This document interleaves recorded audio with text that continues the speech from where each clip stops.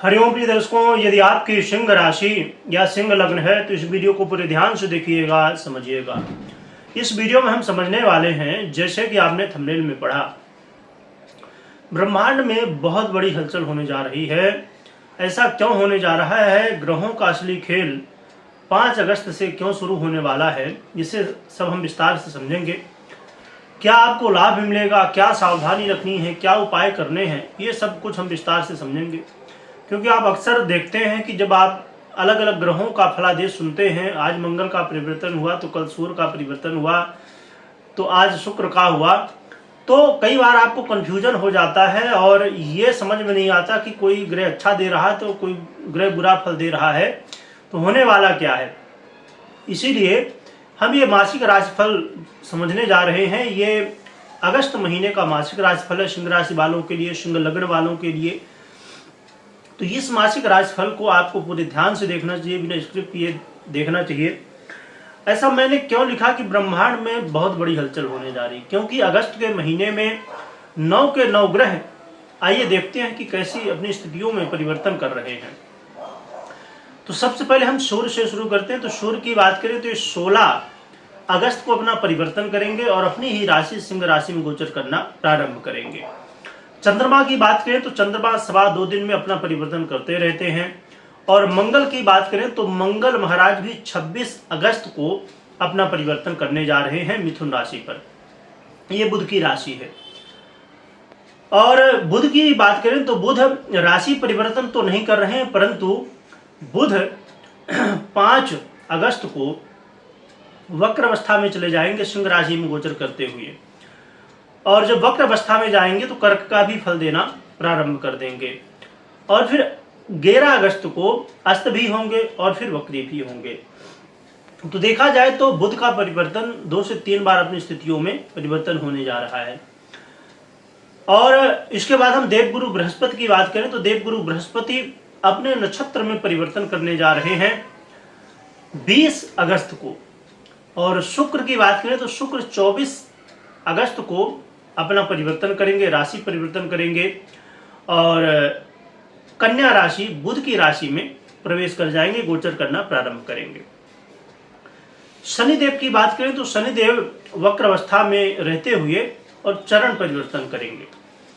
राहु केतु की बात करें तो राहु केतु जस्ट अभी पिछले महीने ही इन्होंने अपनी स्थितियों में परिवर्तन किया, नक्षत्र चरण परिवर्तन किया है।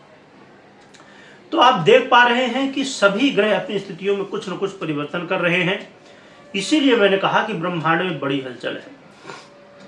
अब आइए समझते हैं कि ये जो बदलाव हो रहे हैं, क्योंकि जब सभी ग्रह अपनी स्थिति में परिवर्तन कर रहे हैं तो हमारे जीवन में भी परिवर्तन होता है, उसका प्रभाव दिखता है।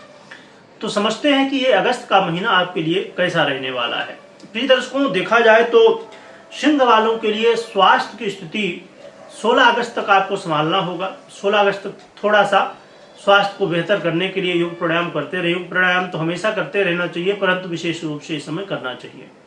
परंतु 16 अगस्त के बाद सूर्य जब स्वराशि में आ जाएंगे, यानी कि आपके राशिस भी हैं, आपके लग्नेश भी हैं, तो आपके लग्न में ही आ जाएंगे, तो फिर स्वास्थ्य की यदि समस्याएं यदि पहले अभी हैं तो फिर वो स्वास्थ्य की समस्याएं आपको जो है तो नहीं देखने को मिलेंगी, यानी कि स्वास्थ्य लाभ आपको होगा, स्वास्थ्य की जो समस्या होगी वो दूर हो जाएगी।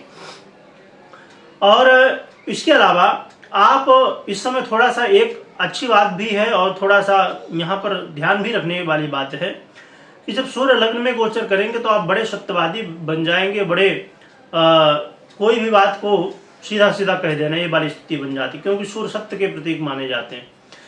तो बिल्कुल ये कलयुग है, कलयुग में सत्य बोलने वाला कहीं ना कहीं मारा जाता है।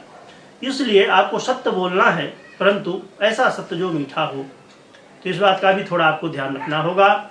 इस समय संभवतः कोई बात आप देख लें जो नियम अनुसार ना हो तो आपको गुस्सा भी आ जाए, क्योंकि शनि की भी दृष्टि है, तो आपको गुस्सा से बचना होगा। और सूर्य के ऊपर शनि की दृष्टि रहेगी तो ये भी कहीं ना कहीं दोष बन जाता है। तो थोड़ा सा आपको आगे हम उपाय भी जानेंगे तो उन्हें अवश्य करिएगा और आलस्य से बचिएगा, क्योंकि इस समय आलस्य और भी ज़्यादा बढ़ सकता है। तो आलस्य थोड़ा दूर रहें जितना, उतना बेहतर रहेगा आपके लिए। इसके अलावा देखा जाए तो विद्यार्थियों के लिए ये समय ठीक है, विद्यार्थियों के लिए कोई खास समस्या नहीं देखने को मिल रही है। हाँ, ये जरूर है कि जब मंगल 26 के बाद आएंगे, इससे तो पूरा महीना लगभग निकल चुका होगा, एक हफ्ता बचेगा, तो 26 तारीख को जब मंगल आ जाएंगे मिथुन पर, तब थोड़ा सा आपका मन जो है तो विचलित होगा, यहाँ वहाँ भटकेगा। तो अपने मन को स्थिर रखना है, इसके लिए जो है तो हम उपाय भी जानेंगे। तो अपने मन को स्थिर रखें। बाकी विद्यार्थियों के लिए अच्छा समय है।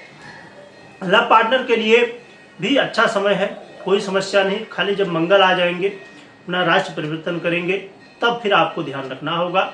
उस समय आप गुस्से की वजह से कुछ कह सकते हैं अपने पार्टनर को, जिससे वाद विवाद हो सकता है, तो उसके बाद आपको थोड़ा सा ध्यान रखना होगा। अब हम लव पार्टनर की हमने बात कर ली, अब हम मैरिज पार्टनर की बात करें। यदि आप विवाहित हैं, दाम्पत्य हैं, तो आपके लिए देखा जाए तो स्थितियां, अब शनि गोचर कर ही रहे हैं, सूर्य की भी दृष्टि हो जाएगी, तो बिल्कुल भी ठीक नहीं है। इस समय आपको अपने मैरिज लाइफ को बेहतर बनाने के लिए बहुत ज़्यादा ज़रूरी है कि आप ध्यान रखें, एक दूसरे का सहयोग करें, और अपने रिश्ते को मजबूत करने के लिए सबसे बड़ी बात यहाँ होगी, झूठ से दूर रहिए, दिखावा से दूर रहिए। इस समय जो वास्तविकता है उसको आप समझिए, क्योंकि आप दिखावा में रहेंगे, झूठ में रहेंगे, तो वो कहीं ना कहीं झूठ का पर्दाफाश हो जाएगा। जो लोग भी झूठ का सहारा ले रहे हैं अपने मैरिज लाइफ में, इस समय उनका पर्दाफाश हो सकता है। तो इसलिए आपको जो है तो इस समय दाम्पत्य जीवन, मैरिज लाइफ के लिए बहुत ज़्यादा सावधान रहना होगा। और व्यापारियों की बात करें तो व्यापारियों के लिए अच्छा समय है। व्यापारियों के लिए बहुत श्रेष्ठ तो नहीं, परंतु फिर भी अच्छा कहा जाएगा, क्योंकि इस समय व्यापारियों को थोड़ा सा धन लाभ की स्थिति देखने को मिलेगी। हाँ, ये है कि आपको अपने कर्तव्य को बहुत अच्छे से निभाना होगा, क्योंकि जैसे मैंने पहले ही बता दिया कि आलस्य की स्थिति बनेगी। तो आलस्य से बचते हैं, यदि आप कर्म करते हैं, मेहनत करते हैं, तो फिर आपको देखने को मिलने वाला है कि जो रिजल्ट, क्योंकि देखिए एक कर्म होता है, फिर लास्ट में रिजल्ट मिलता है, तो जो मूल रूप से रिजल्ट है वो आपको देखने को मिलेगा। जो लोग जॉब करते हैं उनके लिए देखा जाए तो स्थितियाँ बेहतर हैं। अब बस ये है कि शुक्र जैसे ही परिवर्तन कर जाएंगे तो उसके बाद थोड़ा सा ध्यान रखना है, परंतु फिर भी कोई ज़्यादा खास समस्या नहीं होने वाली है। तो जो लोग जॉब करते हैं, नौकरी पेशा में हैं, प्रोफेशन में हैं, उनके लिए स्थितियाँ ठीक कही जाएंगी। आय के साधन भी बन रहे हैं आपके लिए, तो उसमें भी कोई खास समस्या नहीं देखने को मिल रही है। तो देखा जाए तो यहाँ पर स्थितियाँ ये हैं कि मोटे रूप से यदि इस अगस्त के महीने को हम एक साथ समझें तो लाभ हैं कुछ, तो कुछ सावधानियां हैं, कुछ नुकसान भी हैं। तो आपको कैलकुलेशन करके चलना होगा। यानी जैसे आपने सुना होगा ना कि रिस्क लो परंतु कैलकुलेटेड, है ना।